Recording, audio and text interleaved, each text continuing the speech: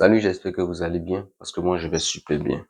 On va faire un exercice sur communication, le réflexe conditionnel, en SVT. Donc c'est l'exercice 2. On lit. En vue d'amener un chat affléchi, la patte postérieure à la vue de la lumière, on soumet dans un laboratoire un chat à diverses expériences. Le chat est maintenu dans le camp expérimental par une sangle abdominale. Un brassard est serré autour de la patte postérieure droite qui repose sur des fils électriques reliés à une batterie. Première série d'expériences. On applique une faible décharge électrique. Le chat fléchit la patte postérieure droite. À chaque nouvelle excitation, la réponse est la même. Deuxième série d'expériences. Devant le chat, on place une lampe électrique et on réalise des expériences dont les résultats sont consignés dans le tableau ci-dessous. Donc, voici le tableau. Voilà. Je l'ai affiché, vous allez le voir. On dit appliquer. Je vois des colonnes et des lignes. D'accord? Dans les colonnes, on voit qu'il y a essai et puis application du stimulus lumineux, application du stimulus électrique et enfin réponse. Donc, voici la légende qu'ils ont mis. Ils ont mis le symbole où on voit qui est la lumière, on dit c'est stimulus lumineux. Où il y a le point noir, c'est stimulus électrique. Où il y a le moins, c'est absence de réaction. Le plus, c'est la réaction. OK? Donc, première question, on dit quoi? 1A.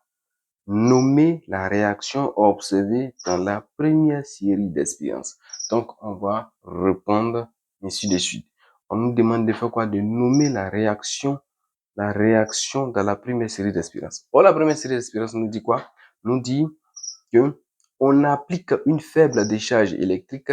Le chat fléchit la patte postérieure droite. À chaque nouvelle excitation, la réponse est la même. C'est-à-dire, on applique une décharge et le chat retire sa patte. Et la question nous dit quoi?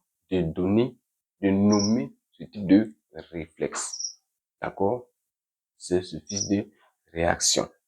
Donc, ici, de toi à moi, on peut se tutoyer, d'accord? De toi à moi, si on applique une décharge électrique, quelle que soit ta nature, tu vas réagir. D'accord? Pas besoin de formation, de suivre une formation pour avoir la même réaction. Ça peut aller. C'est les cris qui vont différencier. Sinon, on aura la même réaction. Donc ça, même si un enfant vient de naître, qu'on applique cette même décharge électrique, il aura aussi la même réaction. Il va tirer la partie là qui a été excitée. D'accord? Donc ça, c'est un réflexe inné.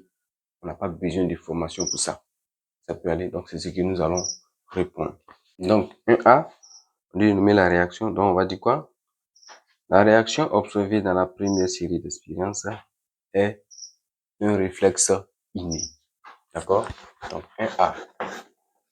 On dit quoi? La réaction observée dans la première série d'expériences, c'est le réflexe inné. Ça, on n'a pas besoin de formation pour avoir ce réflexe. Ça n'a pas besoin d'un apprentissage, en fait. D'accord? Pour avoir ce réflexe. Donc, c'est le réflexe inné. On prend la deuxième question qui nous dit quoi? Donc, on nous demande dans 1A, 1B, pardon, de donner les caractéristiques de cette réaction. D'accord? Donc, c'est la réaction innée. On nous demande de donner ces caractéristiques. Comme je l'ai dit, pas besoin d'un apprentissage, d'un truc, d'accord? Donc, ces caractéristiques sont quoi? Sont involontaires, automatiques, d'accord? Sont involontaires, automatiques et stéréotypés, d'accord? Donc, on écrit 1B, les caractéristiques de cette réaction sont involontaires, automatiques et stéréotypées. Stéréotypées. Donc voici les caractéristiques de cette réaction, d'accord? On parle du réflexe inné. c'est involontaire, automatique et stéréotypé. Ça peut aller. On passe à la question qui suit. Ok, dans la question qui suit, nous dit quoi? 2. Identifie tous les stimuli utilisés dans ces expériences. D'accord? Quand c'est beaucoup, c'est stimuli. Quand c'est un seul, c'est stimulus. Ok? Donc, on nous demande d'identifier dans ces expériences ce qu'on a utilisé. D'accord? On a dit quoi? D'abord, la première question, le réflexe est inné. Donc, le stimulus utilisé pour obtenir un réflexe inné, ce stimulus est appelé stimulus absolu. Donc, ça, c'est le cas du réflexe inné. Voilà. Vous avez dans la deuxième expérience, on nous a dit que en vue d'emmener le chat à fléchir la patte postérieure à la vue de la lumière, ça peut aller. Donc, c'est le stimulus neutre ou le stimulus conditionnel. Ça peut aller. Maintenant, après que ce stimulus est réussi, d'accord, à te donner la même réaction lorsque on applique le stimulus efficace et absolu, d'accord, ce stimulus-là devient le stimulus conditionnel. Donc, on va énumérer tout, ok? Donc, tous les stimuli utilisés dans ces expériences sont, on a le premier tiret, stimulus absolu, le stimulus neutre et le stimulus conditionnel. D'accord? Donc, le stimulus absolu, c'est quel signifie que le stimulus? C'est la décharge électrique. La décharge. Et le stimulus neutre ici, c'est quoi? C'est la lampe électrique. Et enfin, le stimulus conditionnel, c'est la lampe électrique qui est devenue stimulus conditionnel. D'accord? Donc, c'est la lampe électrique encore. Donc, voici tous les stimulus utilisés dans ces expériences. La question qui suit nous dit quoi? 3. Analyser les résultats de la deuxième série d'expériences. Donc, analysons les résultats de la deuxième série d'expériences. Donc, on regarde le tableau. On voit quoi? Donc, de 1 à 3, on voit que lorsqu'on applique la lampe électrique, on montre la lampe électrique au chat, sans qu'on applique la décharge électrique, on voit qu'il n'y a pas de réponse. C'est tout. L'analyse, elle dit ce qui est là, sans explication. D'accord? Donc, on y va. Premier tiret d'accord, du premier au troisième. Là où il n'y a pas un nombre, là, c'est 3, d'accord? Il n'y a rien. Le troisième essai, lorsqu'on applique la lampe électrique sur le chat ne fléchit pas sa patte, d'accord? Donc, on peut dire le chat ne fléchit pas sa patte lorsqu'on applique. Ça peut aller. Donc, lorsqu'on applique sur la lampe électrique, le chat ne fléchit pas sa patte postérieure. Ça, c'est la première analyse. Donc, la deuxième analyse, on va voir maintenant qu'on parle de quoi? De 4 à 8.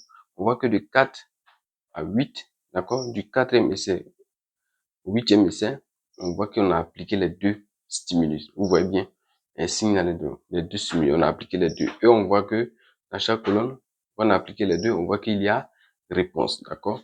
Donc, deuxième analyse qui va venir, ça sera du 4, d'accord? Du 4 au 8e essai. C'est simple, ça c'est le plus facile, d'accord? On va dire quoi? Lorsqu'on applique les deux stimulus, le chat fléchit la patte postérieure. Lorsqu'on applique les deux stimulus, donc on peut mettre en parenthèse lampe électrique et décharge électrique. Le chat fléchit sa patte postérieure. On voit que, regardez, du 9e au 17e essai, qu'on applique seulement sur la lampe, d'accord, électrique, il y a réponse. c'est le 18e essai qu'il n'y a pas réponse. On voit bien. Donc, du 9e au 17e essai, on voit que le chat a fléchi sa patte postérieure à l'application de la lumière. Ça peut aller. Donc, du 9e essai. Donc, notre tiret, 9e essai, du 9e au 17e essai, lorsqu'on applique seule la lampe électrique, le chat fléchit sa patte postérieure. Voilà. Ça peut aller. Maintenant, au 18e essai, le chat ne fléchit pas sa patte postérieure lorsqu'on applique seule la lumière. Voilà. Au 18e essai, le chat ne fléchit pas sa patte postérieure lorsqu'on applique seule la lampe électrique. Voilà. Donc, c'était pour l'analyse. On a fini. On nous demande de faire quoi? De les interpréter. Juste, on va essuyer le tableau. Ok, donc, on va interpréter les résultats. On va dire quoi? Au début de l'expérience, la lampe électrique seule ne fait pas réagir le chat, car c'est un stimuli neutre, donc inefficace. D'accord? Donc, au début de l'expérience, la lampe seule ne fait pas réagir le chat, car c'est un stimuli neutre. Voilà. Donc, inefficace. Donc, on peut dire quoi maintenant? On passe maintenant à l'autre étape. D'accord? On associe plusieurs fois les deux stimuli, c'est-à-dire la décharge électrique et la lampe électrique. D'accord? La décharge électrique et la lampe électrique, on les associe plusieurs fois. On voit que la lampe électrique est devenue un stimuli efficace.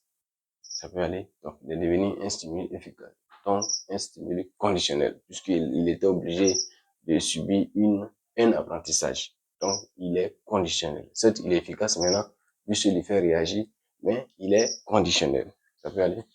Donc, on va dire quoi? En associant les deux stimuli plusieurs fois de suite, la lampe électrique est devenue un stimulus, un stimulus conditionnel efficace. Il fait réagir le chat en fléchissant sa patte postérieure. D'accord? Donc, on va dire quoi? Cette réaction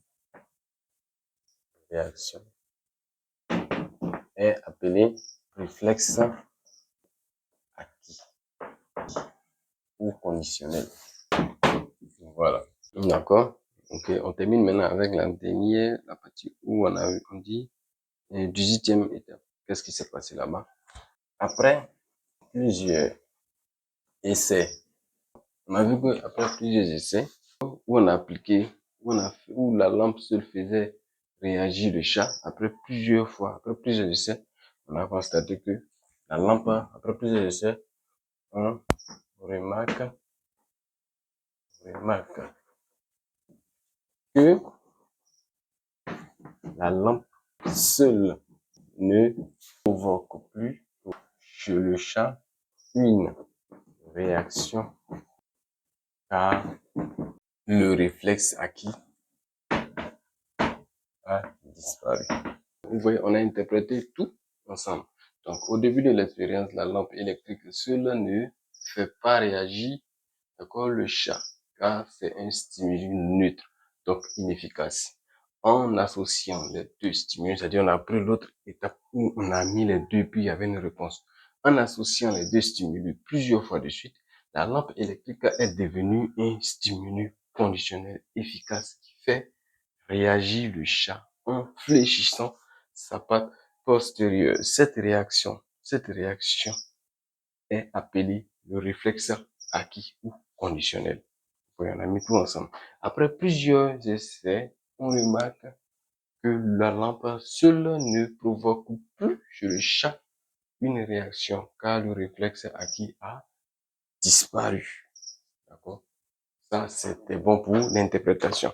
Chacun peut faire son interprétation, mais ça n'a qu'à tourner sur le même sujet. Après, merci. On va faire la suite. La question suivante. On dit quoi? 5 déduisant les caractéristiques de la réaction observée à partir du 9e essai. D'accord? La réaction observée, c'est le conditionnement, c'est le réflexe conditionnel ou le réflexe acquis, ou une réaction acquise. Ça peut aller. Donc, on lui donner ses caractéristiques. Donc, 5e question. 5. Donc, les caractéristiques observées. Pardon. Les caractéristiques de la réaction, voilà, observée à partir du 9e essai sont la réaction observée est un réflexe conditionnel qui s'établit, d'accord, on donne les caractéristiques en même temps qui s'établit au cours d'un apprentissage où il y a répétition de stimuli. Et on donne ça maintenant dans la phrase, d'accord? Et il a besoin d'être entretenu, sinon il disparaîtra. Donc, vous voyez, on a donné les caractéristiques. Donc, la question qui suit nous dit quoi? On dit, à l'aide de schémas annotés, montrer le trajet parcouru par l'influx nerveux à partir du 9e. 600, schéma du trajet de l'influx nerveux à partir du 9e essai. Voilà, ici, quand on demande le trajet comme ça, vous devez mettre les différents airs. Ça peut aller? On met d'abord les différents airs. Parce que ici, on parle de visuel. Donc, c'est les visuels et les motrices ici qui sont mis en jeu. Ça peut aller? Si on parlait de salivation, voilà, on parlait de salivation, on parlait de gustative. Est-ce que ça va? Est-ce que on se comprend?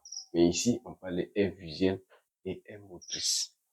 Donc, je mets ici air, d'accord, air visuel, d'accord, que j'encadre ici.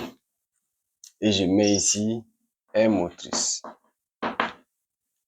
que j'encadre ici aussi. Ça peut aller. Donc, air visuel, air motrice, d'accord, parce que là, il y aura une nouvelle liaison qui va naître ici. Ça peut aller. Donc, ici, on aura quoi? Moelle épinière. Moelle épinière. D'accord? Maintenant, ici, on a quoi ici? Récepteur. On dit que récepteur, ça c'est l'œil. Voilà, l'œil. Ici, on a quoi? Ça c'est récepteur. On aura quoi ici? Effecteur. Donc, on aura ici effecteur. Ok. Donc, effecteur. D'accord? Donc, récepteur, c'est lui qui reçoit. Donc, ici, c'est la lumière qui reçoit ici. Lumière. Lumière. D'accord? Voilà. Ici, on aura quoi? Fibre nerveuse sensitive. Ici, on aura une nouvelle liaison nerveuse. Ici, on a fibre nerveuse d'association.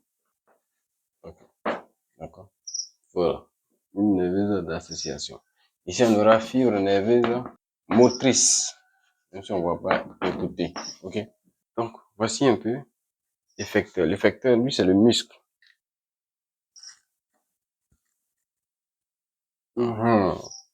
Parce que quand il fléchit la patte, c'est l'action du muscle. Donc, l'effecteur, c'est le muscle. Ici, le récepteur, c'est l'œil. D'accord? Le récepteur, c'est l'œil. Voilà. Ici, il est visuel. Quand il s'agit de l'œil, c'est visuel. Quand il s'agit de l'oreille, c'est auditif. Quand il s'agit de la langue, c'est gustative. D'accord? Donc, si ici, on disait que le chien salive au son, d'accord?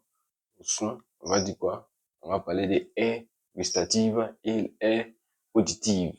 D'accord? Ici, le récepteur serait l'oreille. Ça peut aller? Ok, là, on parlait des haies gustatives, on parlait des glandes salivaires, blablabla.